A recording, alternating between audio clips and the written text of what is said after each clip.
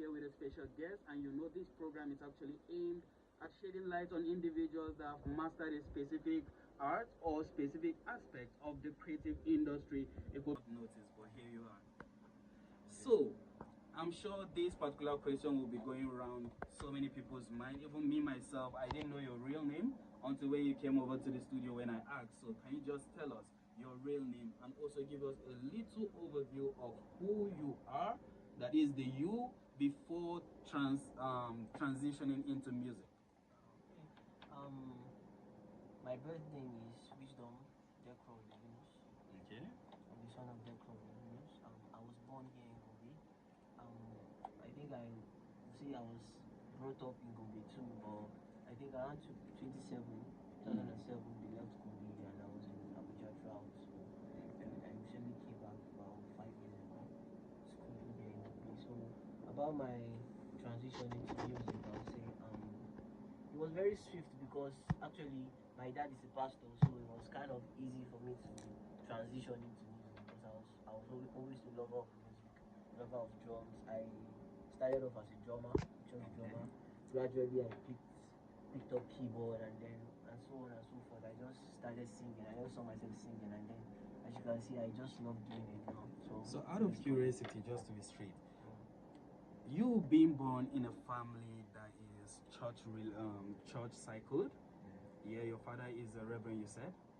Yeah. Is that why you chose to focus on gospel music, or that is just you being called to just do your own ministry through music?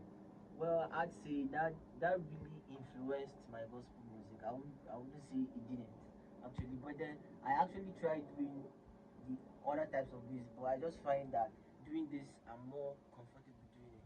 I don't know, maybe it was because of where I grew up, but I just find myself being more comfortable doing it. Alright, so what was your inspiration, musically speaking? That is artists you do look up to before you started making music. Those artists that you just envision yourself sounding like them or performing on platforms you see them perform and stuff like that. Okay, when I was coming up, I wouldn't lie to you, I was a big fan of Solomon Angie. Okay. Big fan of Solomon Angie.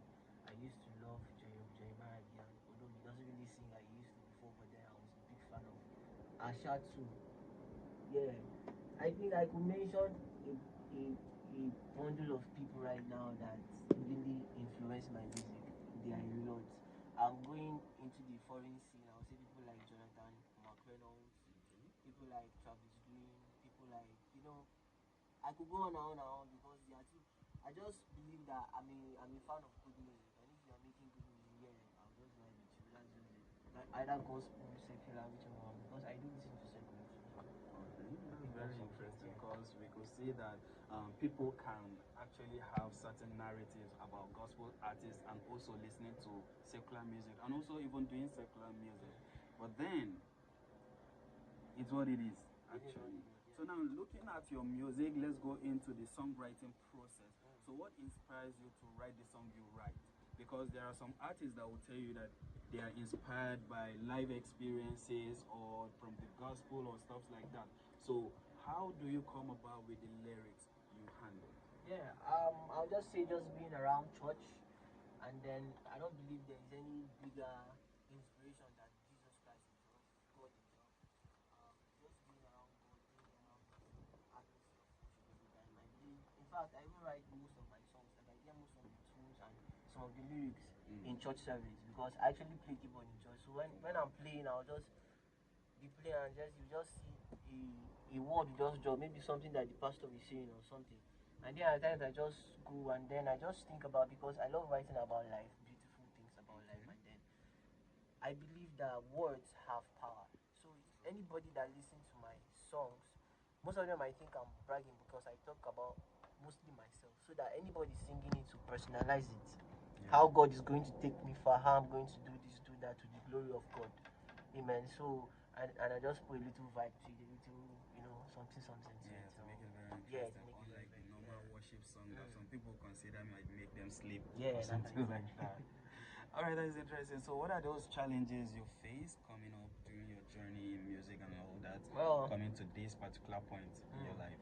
Challenges, I'll tell you, the challenges are, I would say, support. Though there might be times when we don't feel as supported as we need to feel, understand? But then we do know that everybody has that phase that they pass through. And then also, people always comparing you to others. You understand? So I believe that's also something too. Um, other challenges, I would say life itself is a challenge. Life itself is a challenge because you wake up every morning. There are challenges. There are things you have to do. Normal family things and family issues. All those things compile and become bunch of challenges. But then we should thank God that we are still pushing. Like you said, coming up. I believe I'm still coming up. Until the day I almost die, I believe I'll still be coming up. Yeah. I see humility right there. Still be coming up. And those are one of the virtues that make someone great at the end of the day. So, aside from the challenges, how were you able to triumph over all those challenges you've experienced? Oh, triumph, I would say. Even before the challenges should come, I already believe I will triumph. Because I would just say I'm a typical gospel singer because I just want to sing gospel because my dad is a pastor. No, I sing what I believe. Amen. I have faith because even the Bible says it is impossible to please God without faith. So I believe that even before those triumphs, those challenges come, there's already a way out. Amen. So I would say I have triumphed and I'm still triumphing. Amen. Right there in the works. So, ladies and gentlemen, we'll be taking a short musical break. And by musical break, I'm just telling you that we'll be listening to Divine by Dewhyse featuring one of our very own star that lost his life in the struggle, right? Talking about the blessed memory of Black D. Justin. So we'll be listening to Divine, and when we come back, we'll continue with the conversation for the few minutes we have left. So please stay tuned and stay close to your radio set. We'll be right back to continue with the spotlight. So I would just So I would just say one thing that really influenced how I look is actually people I it even boils down to people I look up to because people like Limo Bliss, people like Limo Bliss, if you know Limo Bliss, Limo Bliss looks very you understand people like Prince Emmanuel, yeah, Lacri, you understand?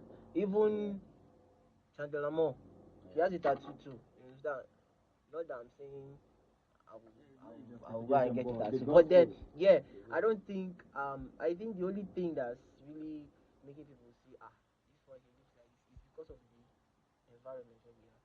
And frankly speaking, I'm not just doing music for Gombesians. When I say Gombesians, and people, jewels, because I believe there's a place God is taking me to. Understand? And by when I arrived in Gombe around 2018, this was the way I was looking. Even before people actually knew that this guy is a gospel singer. You understand? So this was the way I was looking before you even knew me. This is the way I'll continue to look as you know me and you continue to know me. You understand? I like it. So They're that's unapologetic about it. So it is what it is, like you said. Actually, At the end of the day, we just live life for God. You do things that are right between you and God, and then you leave the rest. Morality is not all about this. Yeah. So, ladies and gentlemen, right about now, since we have few minutes left, we'll open the phone lines for each and every one of you that is listening and have one word or two to say to Dewhyse, maybe an encouragement, an advice. Just share what you have in your heart to say to him, or a motivation, anything you want to say. Just call us on 081-3201-0465, or you can call us on 090-7193-4298. I'll take it again, 081-3201-0465 or 090-7193-4298. Our first caller. Hello, good evening.